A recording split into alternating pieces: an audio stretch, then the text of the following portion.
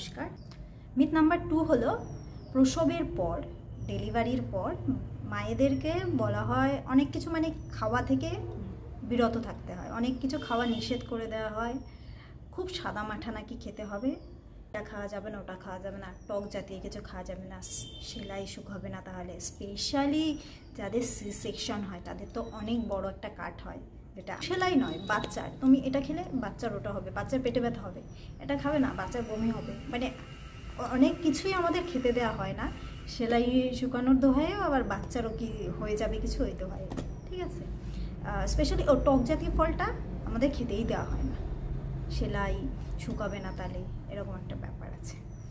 এটা একটা মিথ, কারণ ডেলিভারির পর মায়েদের তো শরীরে অনেক বেশি শক্তির প্রয়োজন হয়, কারণ সে একটা এত বড় একটা জার্নির মধ্যে দিয়ে যায়, তো শরীরের শক্তি খরচ হয়, এত হরমোনাল ইমব্যালেন্স তৈরি হয়। তারপরে ডেলিভারির পর পোস্টপার্টাম ডিপ্রেশন, বাচ্চাকে দেখাশোনা, বাচ্চাকে ব্রেস্ট ফিডিং করানো, রাত জাগা, মানে প্রচুর কিছু একটা নতুন মাকে ফেস করতে হয়, যার জন্য তার অতিরিক্ত শক্তির প্রয়োজন হয়।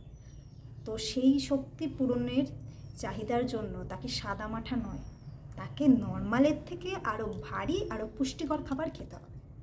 তাকে ফল তো খেতেই হবে, তাকে 2-3 বার ভারী খাবার খেতে হবে, তাছাড়াও 2-3 বার হালকা খাবার। সেই হালকা খাবারের মধ্যে পুষ্টিকর কিছু ফল, সবজি, এগুলো বেশি করে খেতে হবে। আর যেটা এসএনপি দেয় আইসিডিএস সেন্টার থেকে, ডিম খিচুড়ি, সেটা তো নিতে হবে। আর নিতে হবে আইএফএ, আর মানে iron and folic acid tablet, আর ক্যালসিয়াম ট্যাবলেট একটা করে 6 মাস পর্যন্ত তো নিতেই হবে, কারণ তখন মায়েদের শরীরে প্রচুর রক্তের ঘাটতি ঘটে। আর যেহেতু বাচ্চাকে ব্রেস্ট ফিডিং করাতে হয়, শরীরে একটা ক্যালসিয়ামের এক্সট্রা চাহিদা থাকে।